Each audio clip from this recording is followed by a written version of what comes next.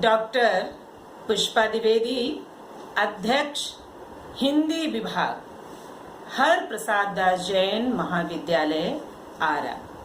बच्चों, आज का हमारा व्याख्यान स्नातक प्रतिष्ठा प्रथम वर्ष प्रश्न पत्र प्रथम भक्ति काव्य संग्रह के अंतर्गत रसखान के सवैयों के ऊपर आधारित है। बच्चों, वैश्विक महामारी कोविड-19 के कारण हम लोग कक्षा में आमने सामने बैठकर अध्ययन और अध्यापन कार्य संपन्न नहीं कर सकते हैं। इसके लिए आभासी कक्षा का आयोजन किया गया है। इसमें क्या है कि आप हमारे सामने नहीं हैं, फिर भी हम ये महसूस कर रहे हैं या हमको ये लग रहा है, इस ढंग से हम आपको शिक्षा दे रहे हैं कि आप हमारे सामने बैठे हैं और हम कक्षा में आपके सामने उपस्थित हैं। तो बच्चों, आज हम जिस सवैया का की व्याख्या करेंगे, आपके सामने हम उसका सस्वर वाचन करेंगे। क्योंकि सवैया को पढ़ने का एक अलग तरीका है।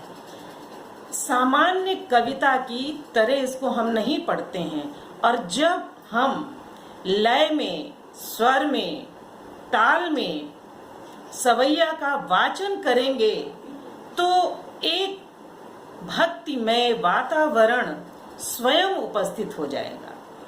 और जब भक्तिमय वातावरण उपस्थित हो जाएगा तो अर्थ स्वतः निश्चित होगा।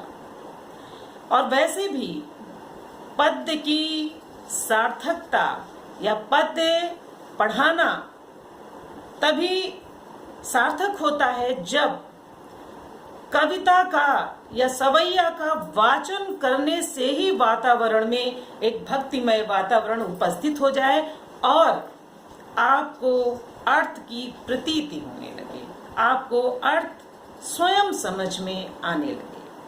तो हम उस सवैया का सस्वर वाचन करने जा रहे हैं, जो इस प्रकार है। मानुष हो तो वही रस खानी, बसो ब्रज गो कुल गाँव के ग्वारन। जो पशु हो तो बस मेरो चरो, नित नंद की धेनु मझा रन पाहन हो तो वही गिरि को जो धरो कर छत्र पुरंदर धारन। जो खग हो तो बसेरो करो, मिल कालिंदी कूल कदम्ब की डारन। बच्चों, अब हम इसकी व्याख्या कर रहे हैं।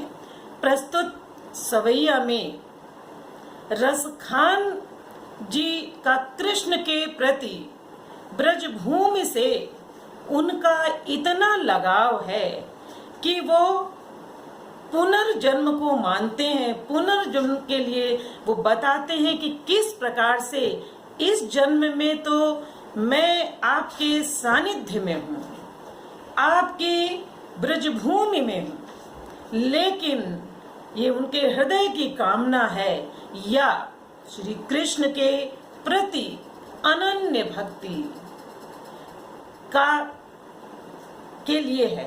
तो अब आप कहेंगे कि उन्होंने क्या कहा है कि हमारा अगर जन्म हो तो कहाँ हो। पहले तो उन्होंने मनुष्य यौन की बात कही है कि यदि मानुष का तात्पर्य मनुष्य, कि मानुष हाँ तो वही रस खानी बसो ब्रज गोकुल गांव के ग्वारन। ग्वारन का मतलब ग्वाले, कि यदि मेरा जन्म मनुष्य के रूप में हो तो कहाँ हो? ब्रज में हो। और ब्रज में हो कहाँ हो? ब्रज में नंद के यहाँ हो, नंद के गांव में हो। नंद के यहाँ होने से, प्रभु के सानिध्य से वो वंचित नहीं रहेंगे। आप देख रहे हैं कि कवि का कितना अटूट विश्वास है अपने प्रभु के प्रति, कि वो कहते हैं कि कहीं भी जन्म हो, लेकिन हमारा जन्म हो तो किसी भी रूप में हो, ब्रज में हो। फिर कहते हैं कि जो पशु हो तो कहाँ बस मेरो। कहते हैं कि यदि पशु के रूप में मेरा जन्म होता है तो मेरा उस पर कोई बस नहीं है। और वैसे भी जीवन मृत्यु के ऊपर किसी का कोई बस नहीं होता है। अगर पुनर्जन्म को व्यक्ति मानता है तो निश्चित उसके जैसे कर्म होते हैं, वो जैसा कार्य करता है, उसका कहते हैं ना पूर्व जन्म में उसने जो कुछ किया है उसी के अनुरूप उसका योनियों में जन्म होता है। तो कहते हैं कि यदि मेरा पशु के रूप में जन्म हो तो कहाँ हो? मैं नित्य नंद की गायों के बीच में, मझारन बीच में, नंद की गायों के बीच में मैं रहूं। अर्थात नंद के यहाँ जो गायें हैं उसमें मैं एक गाय हूँ। और जब वहां पर मैं रहूंगा तो नित्य कृष्ण का हमको दर्शन होगा। और बचपन में कृष्ण क्या करते थे कि गाय का दूध तो मुंह लगा करके ही पी लेते थे। तो यहाँ सिर्फ कवि के अंदर जो भाव है, या कवि जो कहना चाहता है कि वो अपने प्रभु के दर्शन करना चाहता है और वो नंद की गायों के बीच में रहना चाहता है। फिर अगली पंक्ति है कि पाहन हो, पाहन माने पत्थर, पाहन हो तो वही गिरि को जो धरो कर छत्र पुरंदर धारण।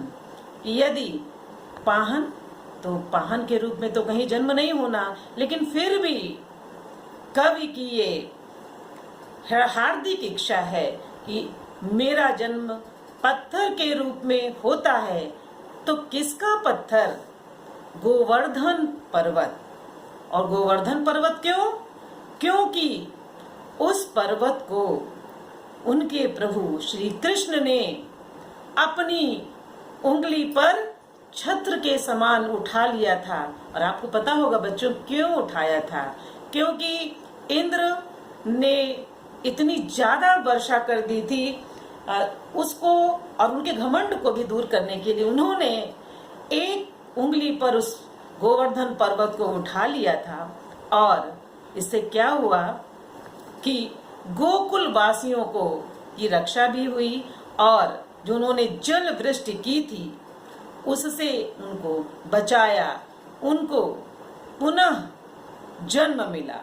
तो कवि की ये इच्छा है, हार्दिक इच्छा है कि यदि पत्थर के रूप में मेरा जन्म होता है तो वो गोवर्धन पर्वत का मैं पत्थर बनूं। और पत्थर के बनने का जो कवि के अंदर जो भाव है उसके पीछे भी एक उनका भाव है कि कृष्ण की उंगली का स्पर्श मिलेगा, दरस परस सब होगा। तो यहाँ पर कृष्ण के प्रति अटूट भक्ति, प्रेम उजागर हो रहा है इन पंक्तियों से। फिर कहते हैं कि जो खग हो तो बसेरो करो। और यदि मेरा जन्म पक्षी के रूप में होता है, अर्थात उड़ने वाले पक्षी के रूप में होता है, तो कहाँ हो? कालिंदी कूल कदम्ब की डारन। कालिंदी यमुना, यमुना के किनारे कदम्ब के वृक्ष की डारन शाखाओं पर मेरा निवास हो। कि यदि जो खग हों तो बसेरो करो, नित कालिंदी कूल कदम्ब की डारन, यानी यमुना के किनारे जो कदम्ब का वृक्ष है उसकी शाखाओं पर हमारा बसेरा हो। ये कवि की हार्दिक इच्छा है। बच्चों, अभी हमने आपको सवैया का अर्थ बताया। अब हम इसके कला पक्ष पर आते हैं कि कला पक्ष में रस, अलंकार, छंद आता है। तो सर्वप्रथम कवि रसखान ने कि इस पद में, इस सवैया में कृष्ण के प्रति अटूट भक्ति, अनन्य भक्ति प्रदर्शित होती है। क्यों प्रदर्शित होती है? क्योंकि वो पुनर्जन्म में, दूसरे जन्म में वो ब्रज भूमि में ही उनका हृदय कहता है कि वो उनका जन्म हो। ठीक है। अब इसकी भाषा कैसी है? ब्रज भाषा है। और इसमें अलंकार कालिंदी कूल कदम्ब की डारन, का कालिंदी कूल कदम्ब, 3 बार एक ही वर्ण की आवृत्ति हुई है, इसलिए कौन सा अलंकार है? यहाँ पर अनुप्रास अलंकार है। और गुण क्या है? प्रसाद गुण है। शैली क्या है? मुक्तक है। और भाषा मैंने आपको बता दिया, शैली मुक्तक है। और रस शांत रस है। और भक्ति तो पूरे सवैया में दिखाई पड़ रही है कि वो किस प्रकार से उनकी अपने इष्ट के प्रति श्रद्धा है, भक्ति है।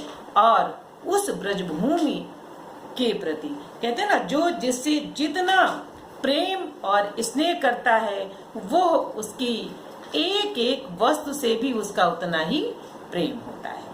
अच्छा, एक चीज मैं आपको और बताना चाहती हूँ। पहले कई बार बच्चों की ये जिज्ञासा हुई है कि मैडम कैसे हमको अच्छे अंक मिलेंगे। कभी कभी कुछ बच्चे क्या करते हैं कि व्याख्या जब करने लगते हैं तो पूरा का पूरा जो पद्य खंड है उसको उतारने लगते हैं। इसकी जरूरत नहीं है। आप एक हेडिंग डालिए संकेत, और जैसे मानुष हो तो सिर्फ से मानुष लिखिए और डैश डैश डैश करके अंत में कालिंदी कूल कदम्ब की डारन, सिर्फ डारन लिख लीजिए।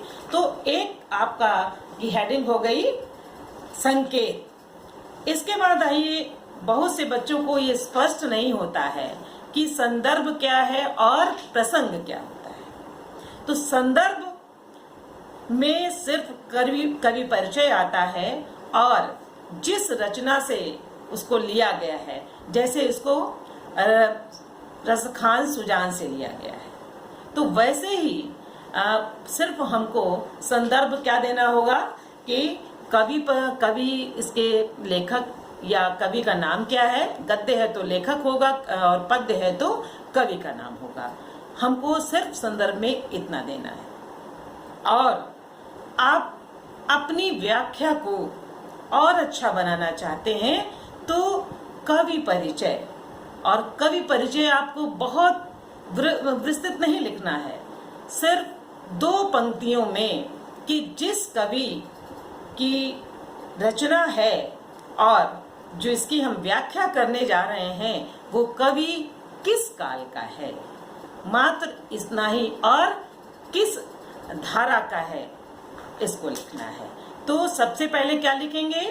संकेत, फिर कवि परिचय, फिर संदर्भ। इसके बाद हम लोग आएंगे प्रसंग पर।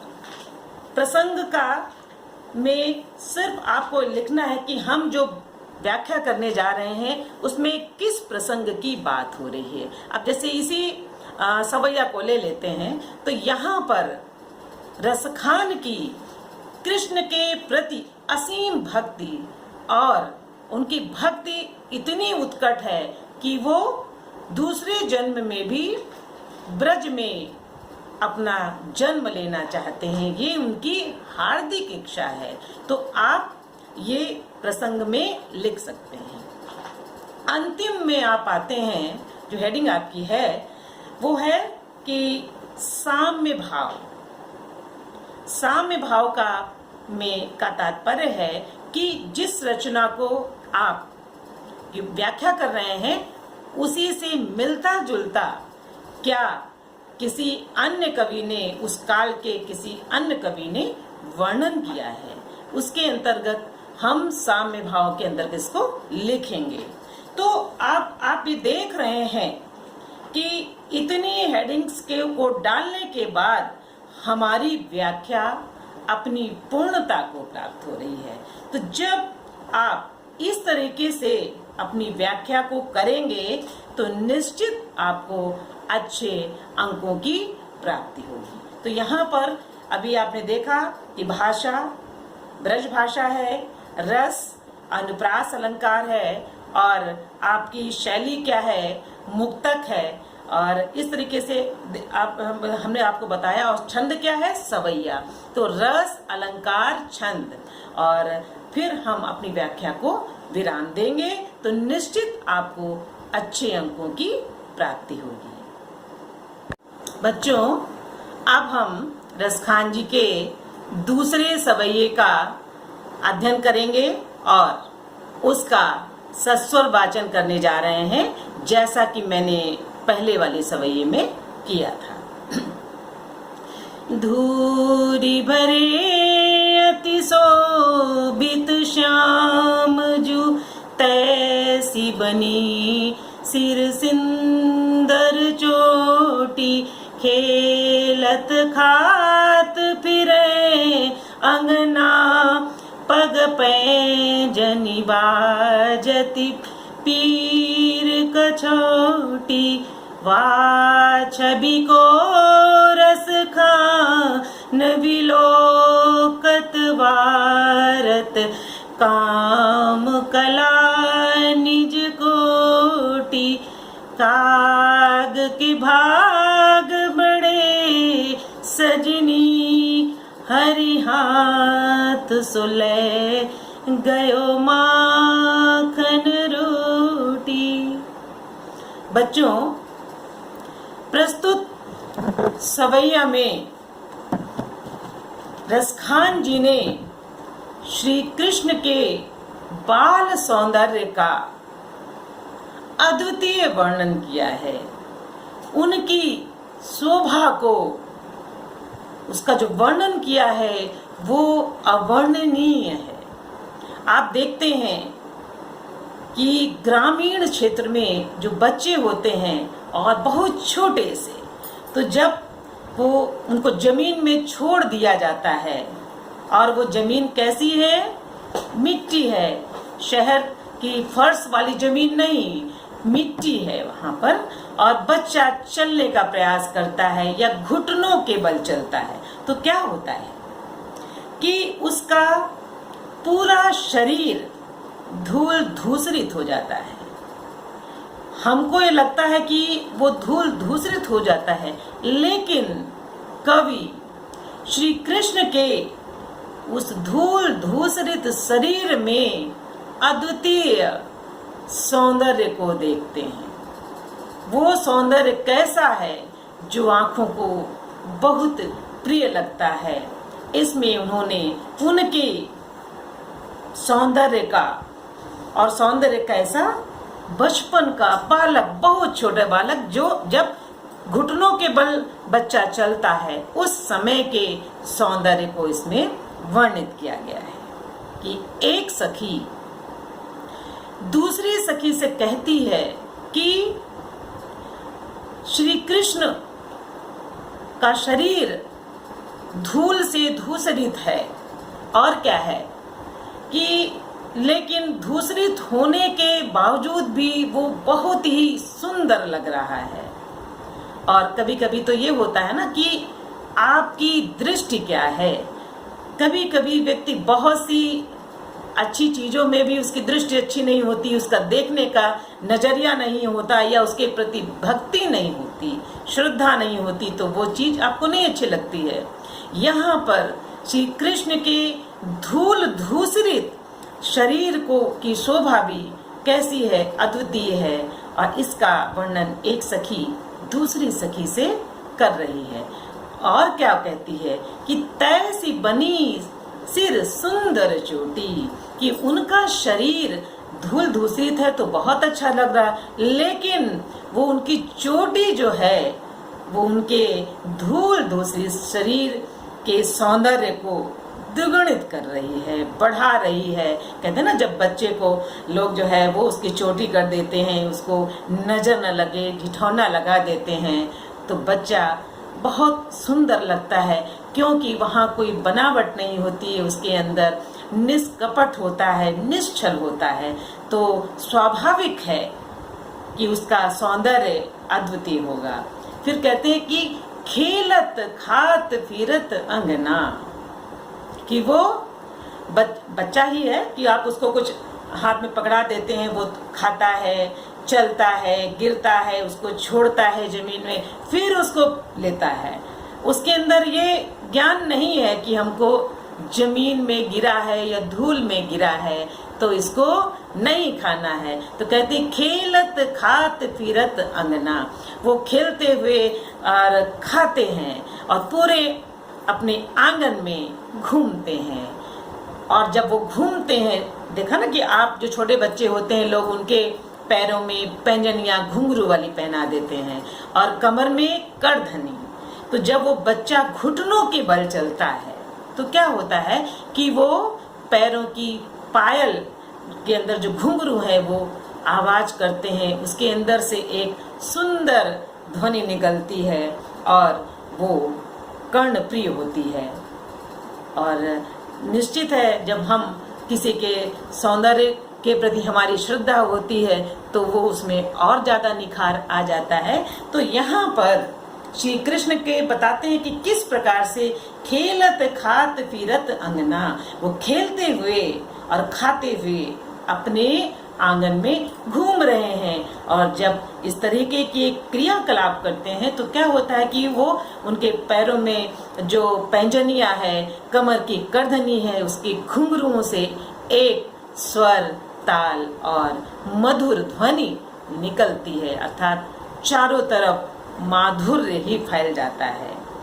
इसके बाद कहते हैं कि वाह छवि को रसखान बिलोकत, वारत काम कला निज कोटि, कि रसखान कवि कहते हैं कि उनके उस सौंदर्य को देखकर कामदेव भी उन पर अपनी कोटि कोटि कलाओं को न्यौछावर करता है। कोटि कोटि कलाओं को कामदेव न्यौछावर करता है, अर्थात उनका वो सौंदर्य इतना सुंदर है, आंखों को आनंदित करने वाला है कि कामदेव का सौंदर्य, स्वयं कामदेव उनके इस सौंदर्य पर रीझ जाते हैं और वो कोटि कोटि कलाओं को क्या करते हैं, उसके ऊपर निछावर। जब देखते हैं ना कि बच्चा बहुत सुंदर लगता है तो लोग ऊपर से निछावर करते हैं कि नजर न लगे। तो यहाँ पर स्वयं कामदेव भी उनके सौंदर्य के ऊपर रीझते हैं और वो विभिन्न कलाओं को निछावर करते हैं। फिर कहते हैं कि काग के भाग बड़े सजनी, हरि हाथ सो ले गयो माखन रोटी। कवि के अंदर ये एक प्रकार से उसको ये पीड़ा हो रही है कि अरे इस कौवे के कितने सुंदर भाग्य हैं कि उनके हाथ से माखन रोटी को छीन करके ले गया और उसको खाने का मौका मिला। तो यहाँ पर इस रूप को देख करके कि ईर्ष्या होती है कवि को, अरे इस कौवे का तो कितना अच्छा भाग्य है कि प्रभु के जूठे जो है वो माखन और रोटी खाने का उसको मौका मिला। तो कहते हैं ना कि ईश्वर का नाम लेने से ही लोगों को मोक्ष की प्राप्ति हो जाती है। तो यहाँ तो कौवा उनके जूठी रोटी और मक्खन को खाने का उसको मौका मिला है। तो अब हम लोग इसके कला पक्ष की तरफ आते हैं। पहले सवैया में हमने आपको लिखने का तरीका बताया था और उसमें किस छंद का, रस का, अलंकार का प्रयोग हुआ था। तो इसमें हम सिर्फ आपको ये बताएंगे कि यहाँ पर श्री कृष्ण के सवैया में बाल सौंदर्य का अद्वितीय वर्णन किया गया है और भाषा ब्रज भाषा है। शैली यहाँ पर बदली है चित्रात्मक और मुक्तक। चित्रात्मक शैली का तात्पर्य होता है कि जब ऐसा वर्णन कि हमारे सामने एक चित्र उपस्थित हो जाता है, शब्दों का ऐसा वर्णन कि जैसे जैसे हम उसको पढ़ते हैं एक हमारे सामने चित्र, कि जब बताया गया ना कि वो किस प्रकार से आंगन में खेल रहे हैं और उनकी पैंजनियां बज रही है, वो उनका शरीर धूल धूसरित है, तो हमारे सामने एक बच्चे का और बहुत अबोध बच्चे का चित्र सामने आ जाता है और सारी चीजें स्पष्ट हो जाती। तो ये शैली क्या है? चित्रात्मक। फिर यहाँ पर रस क्या है? वात्सल्य और भक्ति है। सवैया छंद है। अलंकार में इसमें करीब करीब इनके सवैया में अनुप्रास अलंकार है और भारत काम कला निज कोटि में प्रति अलंकार है। गुण कैसा है? माधुर्य भाव है यहाँ पर, तो गुण है माधुर्य। अंत में मैंने आपको बताया था कि भाव साम्य, तो ऐसा ही वर्णन गोस्वामी तुलसीदास जी ने श्री राम के बाल सौंदर्य का वर्णन करते समय किया है कि अति सुंदर सोहत धूरी भरे, अति सुंदर सोहत धूरी भरे, छवि भूरी अनंग को दूरी धरे। तो हम साम्य भाव में इसको लिख सकते हैं कि ऐसा ही वर्णन गोस्वामी तुलसीदास जी ने श्री राम के बाल सौंदर्य का वर्णन करते समय किया है। वैसे तो सूरदास जी का भी आपने एक पद पढ़ा होगा कि घुटुरन चलत रेणु तन मंडित मुख दधि लेप किए, कि वो श्री कृष्ण क्या है? घुटनों के बल चलते हैं और क्या है? उन्होंने अपने मुंह में दही को लपेट रखा है। तो दोनों को हम साम्य भाव के रूप में यहाँ दे सकते हैं। तो इस प्रकार बच्चों आपने देखा कि यहाँ पर श्री कृष्ण के बाल सौंदर्य का अद्वितीय वर्णन है जो हृदय को आनंदित करने वाला है, मधुरता प्रदान करने वाला है। और निश्चित है कि बच्चों के बाल सौंदर्य को देख करके कोई ऐसा नहीं होगा जो रीझता नहीं है, लेकिन श्री कृष्ण का सौंदर्य धूल से भरे होने के बावजूद भी अद्वितीय है और सुंदर है। उसके ऊपर उनकी जो चोटी है उनके सौंदर्य को क्या कर रही है? बढ़ा रही है। तो बच्चों आज हम लोग यहाँ जो व्याख्यान है यहीं पर हम समाप्त करते हैं। आगे के सवैयों का अध्ययन अगले व्याख्यान में करेंगे।